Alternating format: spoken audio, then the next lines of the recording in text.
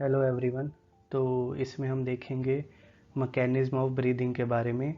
Inspiration कैसे होता है, एक्सपायरेशन कैसे होता है, उनका टाइमिंग क्या है और कौन कौन से मसल्स इसमें यूज़ होते हैं, हम ये सब देखेंगे इस टॉपिक में। तो सबसे पहले बात आती है कि ब्रीदिंग का रेट क्या होता है। तो ब्रीदिंग का रेट जो होता है वो है 12 to 16 पर मिनट।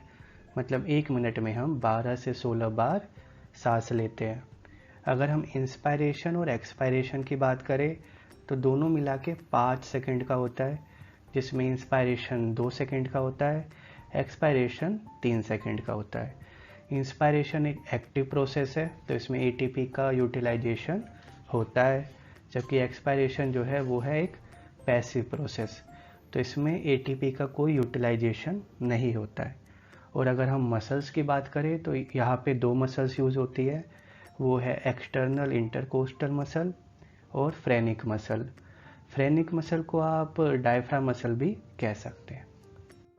तो सबसे पहले मतलब ये देखने के लिए कि इंस्पायरेशन कैसे होता है और एक्सपायरेशन कैसे होता है, हमें सबसे पहले प्रेशर और वॉल्यूम का रिलेशन पता होना चाहिए। तो उसके लिए हम ये डायग्राम से देखेंगे। लेफ्ट में आप देख सकते हैं कि जो वॉल्यूम है वो ज़्यादा है as compared to the second one जो कि राइट में है।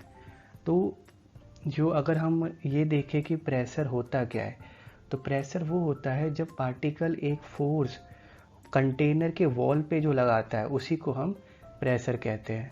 अगर हम डेफिनेशन की बात करें तो the force exerted by the particle on the wall of the container is known as the pressure.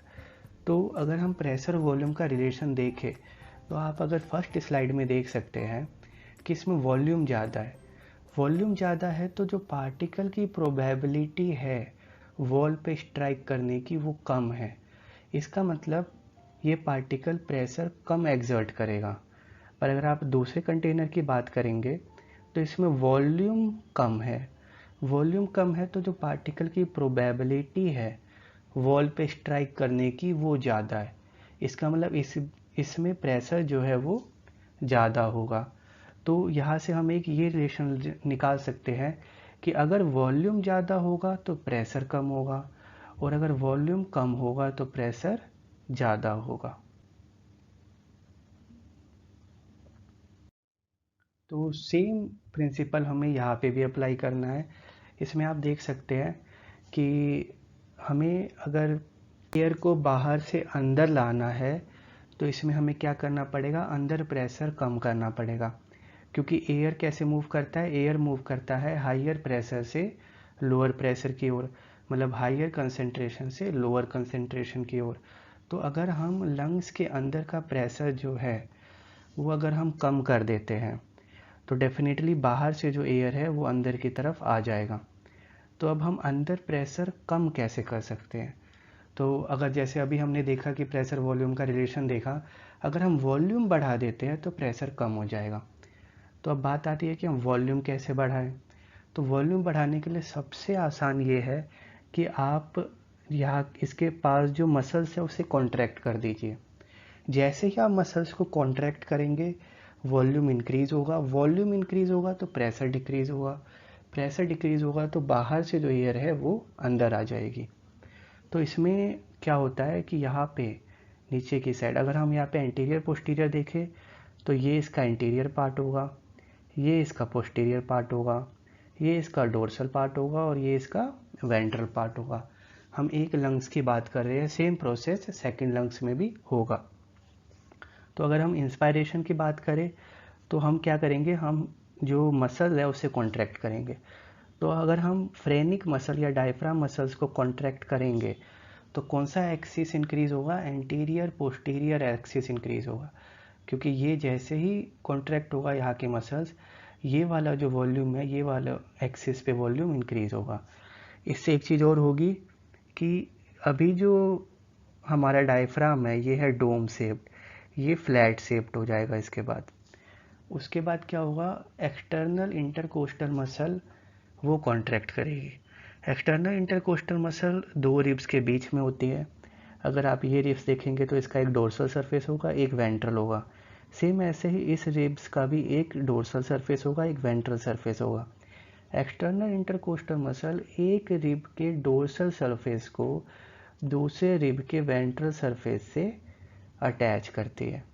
तो जब ये वाली एक्सटर्नल इंटरकोस्टल मसल कॉन्ट्रैक्ट करेंगे तो फिर डोर्सल वेंट्रल एक्सिस जो है ये इंक्रीज होगा, रिब्स और स्टर्नम जो है ये थोड़े ऊपर की तरफ उठेंगे। अल्टीमेटली क्या होगा, इधर से हमारा वॉल्यूम इंक्रीज होगा और इधर से वॉल्यूम इंक्रीज होगा। जब एंटीरियर पोस्टीरियर डोर्सल वेंट्रल से वॉल्यूम इंक्रीज होगा तो अल्टीमेटली यहाँ पे प्रेशर कम होगा, मतलब इंट्रा पल्मोनरी प्रेशर, लंग के अंदर का प्रेशर वो कम हो जाएगा। यहाँ पे जब प्रेशर कम हो जाएगा तो एज़ कम्पेयर टू इनसाइड बाहर प्रेशर ज़्यादा है, एटमॉस्फेयर में प्रेशर ज़्यादा है, तो फिर बाहर से जो एयर है वो अंदर की तरफ आएगी। तो एक्सपायरेशन जो है ठीक अपोजिट होगा इंस्पायरेशन का। इसमें क्या होगी, जो हमने अभी जो मसल्स कॉन्ट्रैक्ट की है उन्हें हमें रिलैक्स कर देना है। जैसे ही मसल्स रिलैक्स होंगी, जो इंस्पायरेशन में हुआ था उसका ठीक अपोजिट एक्सपायरेशन में होगा। तो इसमें हम क्या करेंगे, डायफ्राम या फ्रेनिक मसल रिलैक्स कर देंगे। रिलैक्स होने से क्या होगा, जो डायफ्राम होगा वो डोम शेप्ड बन जाएगा।